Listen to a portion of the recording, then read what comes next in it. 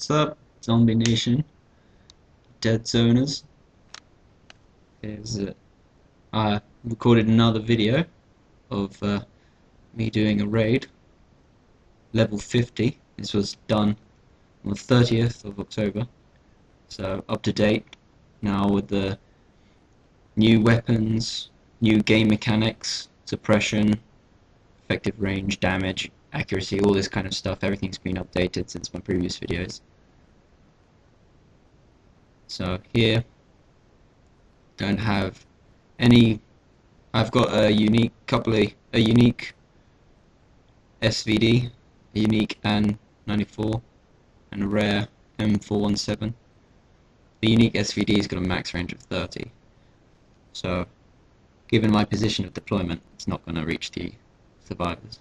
What I'm going to do is I'm going to fire at them anyway, just to see, you know, what weapons they have exactly. I mean, I can see that they have a lot of 107s, but yeah, quite a few popped up elsewhere.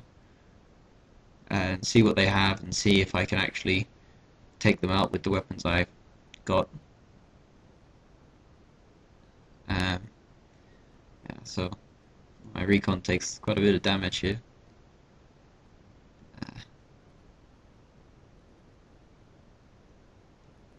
So I'm actually gonna avoid taking them head on because it looks like they've got me beat on range. I do have long rifles that have a longer range than the SVD that I've got, but max range is about 33. I haven't got really anything more than 33, 34, and that still wouldn't reach it, so I can't really beat them on range. Plus they've also got the numbers. As you can see, their compound is based on a 2-to-1 ratio defense, where they put all 10 survivors in the same location, so attacking it with yours means even if all 5 of yours had long rifles or other weapons, it'd still be 2-to-1 against you. So given the odds stacked against me, I'm gonna opt for a stealth raid. Go for a slightly more subtle approach. Now this normally takes less time than killing off all the defenders. There's less risk, still some risk, but there's less risk, and it's also good in the sense that it minimizes collateral. You know, when you raid someone, you do damage to them in terms of, you know, their resources, and so if you minimize the damage that you do to whoever you're raiding, the potential is that they can bounce back faster. And you might ask, why is that important? But it's quite important if you're farming them for fuel. You know, the less damage you do means the faster they can start running their fuel generator again. Means more fuel for you to raid on the next one. If you completely trash their compound, then they've got to spend a lot of resources rebuilding all the barricades, getting some medical items for healing, and they're not going to refill the fuel genny for a long time. Of course, there are some cases where you get a lot of experience from wiping out defenders. That's why I sent in the fighter. As you've noticed, I haven't got any engineers, so my trap disarmers are improvised. They have fighters which have some unique armor, which gives him max resistance to explosive damage, so that would really help with the ding dong you just saw there. Remember, the max for any resistance is 70%. Yeah, it doesn't matter how good the unique is, what level max is, 70%. That's a cap. Yeah, so using the recon here as well. You've got to be careful when you're moving through the doorway and disarming traps that there isn't like survivors hiding in the compound or have a line of sight with through one door through the other. Got to check any survivors here who might shoot my recon while he's trying to disarm the traps. That could be very, very problematic.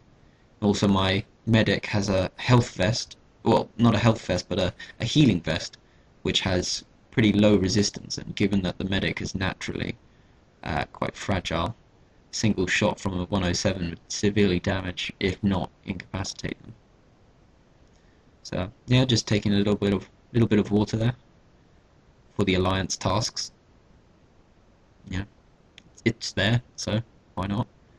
Okay, so what I'm going to do in this stealth raid is I'm going to shoot the compound door.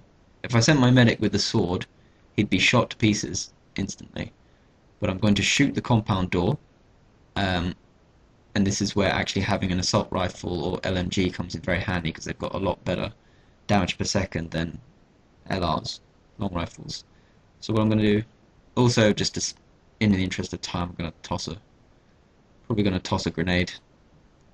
As you see, the recon spotted a Wheel of Misfortune there, so tossing a grenade will damage the Wheel of Misfortune and limit its lethality. But yeah, also speed up the destruction of the compound door and destroy any potential traps on the other side or around the Wheel of Misfortune, like any ding-dongs or scatter bombs. So grenades are very useful disarming tools, but obviously they're a little more, there's the cost of actually using the grenade compared to actually just having a survivor disarm them. You'll see me use grenades to disarm traps in my videos, in my other later raid videos, because they can be quite convenient. So I'm going to toss a smoke here. Be very careful to make sure that you get it so that it covers the fuel generator, but I'm also keeping it close to the closest side of the door so that I move my recon around the door so he doesn't get as much fire from the Wheel of Misfortune. I intended for it to be triggered. Ooh, 31 fuel. Nice, nice. Alright, now time to make my escape.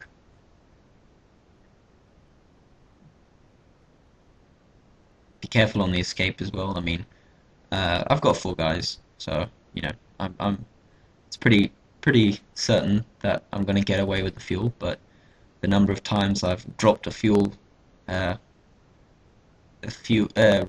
raid loot has it's been frustrating. You guys running back after you just looted a fuel generator, and it gets single bullet in the back and he's down and you lose all of it. So be careful on the retreat. So yeah, sneaky raid. Got a cheeky little 31 fuel there. Not too shabby. Not too shabby indeed. And some water for the alliance tasks.